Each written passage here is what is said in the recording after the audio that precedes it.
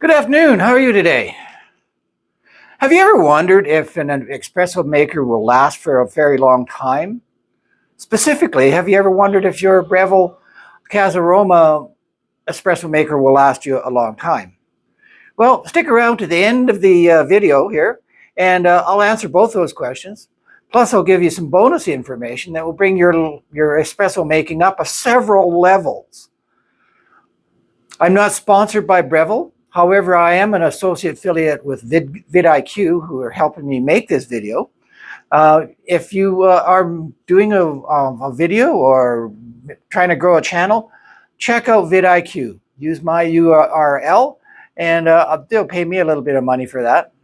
Anyhow, let's. What we're going to do is, first of all, is we're going to take a look at the Breville in detail. Specifically, we're going to look at any damage or anything like that and talk about the features and functions. I'm actually going to show you what my espresso looks like as we make one. And then we'll move on into answering the questions and everything like that. So let's get into it. Thank you. My name is Don. Thank you for viewing my channel. You have a great, wonderful day, and I'll see you at the end of the video. Well, here's my Breville. I've had it for about 1.5 years now. I've make probably 2 lattes a day, 2 double lattes a day, and foam the milk. It's worked flawlessly all the way through. You can see that it's made of good materials.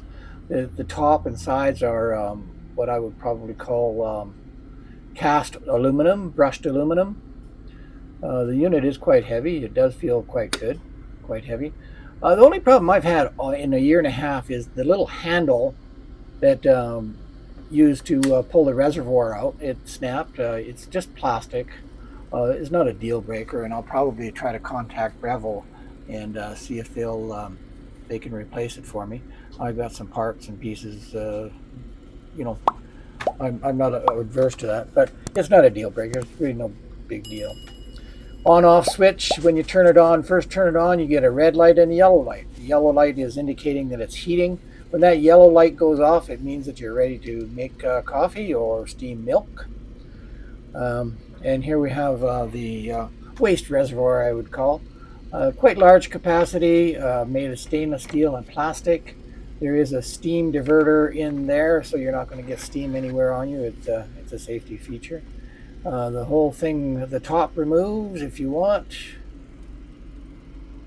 As you can see there, and then in the back there you can see the steam vent.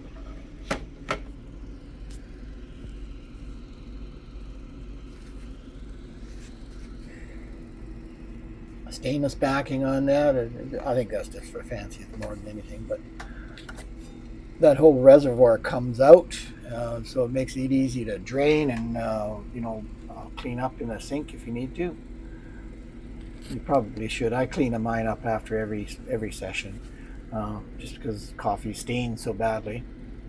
And you can see that with the reservoir removed.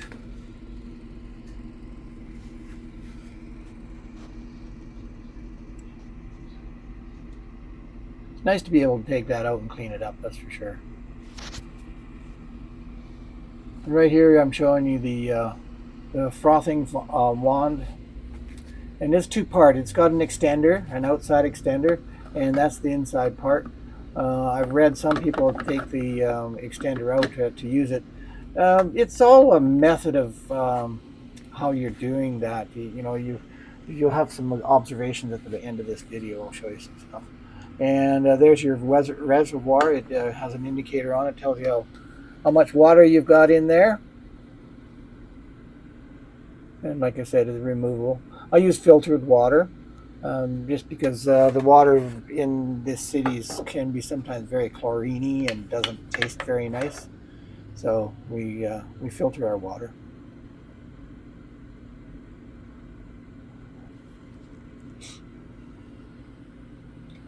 So this unit has about 15 bars of pressure, so it steams up, froths up a cup of milk quite good.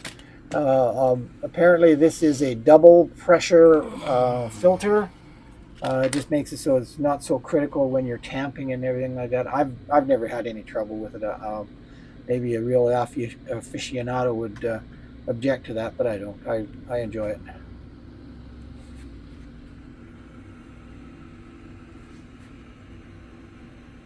And we've got the frothing cup comes with it. Also made of stainless steel, brushed stainless inside.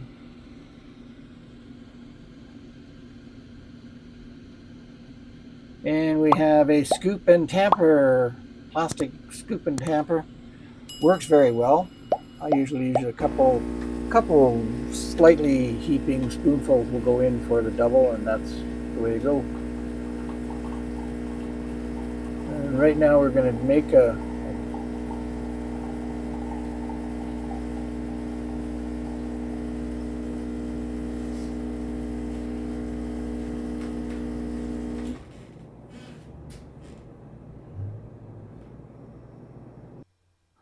Okay, now that you've looked at the video, watched it make coffee, there's a few things that would be really nice to know, and that's what I'm going to pass on to you.